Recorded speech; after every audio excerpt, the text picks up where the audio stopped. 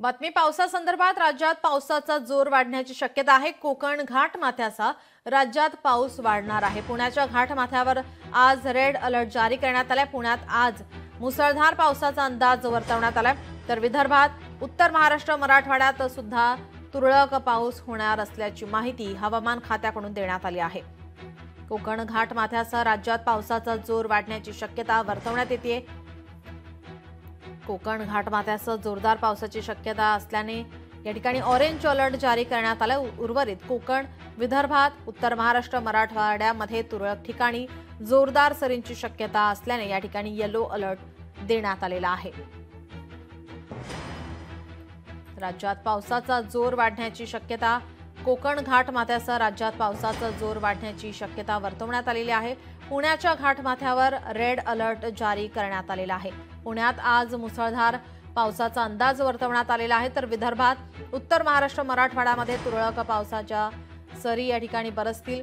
हवामान खात्याकडून सतर्कतेचा इशारा देण्यात आलेला आहे। काही भागांमध्ये रेड अलर्ट, काही भागांमध्ये ऑरेंज, तर काही भागात येलो अलर्ट जारी करण्यात आलेला आहे।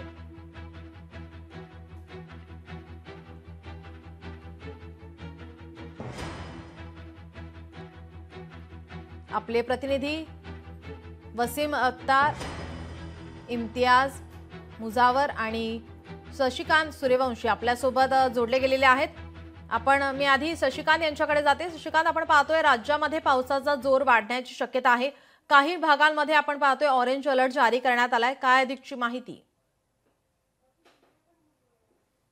पश्चिम घाट परिसर जो आहे त्या परिसरामध्ये गेल्या सव्वा महिन्यापासून मुसळधार पाऊस कोसळतोय आणि हा जो पाऊस आहे तो विशेषतः पश्चिम घाट परिसरामध्ये कोसळत असल्यामुळे त्या ठिकाणी शेतीचं मोठ्या प्रमाणात नुकसान झाल्याचं चित्र पाहायला मिळतंय। अनेक शेतकरी आहेत, त्यांनी पावसाळपूर्व मशागतीची कामं रखडलेली आहेत। त्याचबरोबर पावसाळी जे पिकं घेतली जातात ते भात पीक मोठ्या प्रमाणात या परिसरामध्ये घेतलं जातं, ते देखील आता या परिसरामध्ये घेतलं गेलेलं विशेष शेतकऱ्यांनी घेतलं गेलेलं नाही।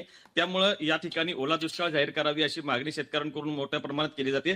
त्याचबरोबर सातारा जिल्ह्यातील जो पाटण तालुका आहे, या पाटण तालुक्यातील कोयना धरण मोठ्या प्रमाणात पाण्याची आवक आता या धरणात सुरू आहे। 105.25 टीएमसी साठवण क्षमता असलेल्या धरणामध्ये सध्या 63 टीएमसीच्या आसपास पाणी साठा झालेला आहे। जर आपण पाहिलं तर गेल्या अनेक दिवसांपासून या धरणाकडे सगळ्यांचंच लक्ष लागून राहिलं असतं। पावसाळ्यामध्ये विशेषतः या धरणाच्या पाण्या साठ्यावरती लक्ष सगळ्यांचं राहिलं जातं। महत्वाचं म्हणजे महाराष्ट्राच्या दृष्टिकोनातून विजेचा प्रश्न या धरणाच्या माध्यमातूनच बहुतांशी मिटला जातो। त्याचबरोबर पूर्वेकडील जे काही जिल्हे आहेत त्यांचा पिण्याचा पाण्याचा प्रश्न असेल आणि सिंचनाचा प्रश्न असेल, हा देखील या धरणावरती मिटला जातो। त्यामुळे ह्या धरणाकडे पावसाकडे सगळ्यांचं लक्ष असतं। त्याचबरोबर कोयना धरणाच्या पाणीसाठ्याकडे लक्ष असतं। आता जर पाहिलं तर महाबळेश्वरच्या काही भागात आणि पाटण तालुक्यातील काही भागामध्ये आतापर्यंत साधारण 5,500 मिलीमीटर पाऊस आहे तो या ठिकाणी आतापर्यंत पडलेला आहे, सव्वा ते दीड महिन्याच्या आसपासमध्ये। त्यामुळे सध्या तरी या ठिकाणी पावसाचा जोर कायमच असल्याचं चित्र पाहायला मिळते। नीलम जी, नक्कीच धन्यवाद आपण दिलेल्या माहितीसाठी। आपले प्रतिनिधी लोकशाही मराठी ऐका, पहा, जागरूक रहा।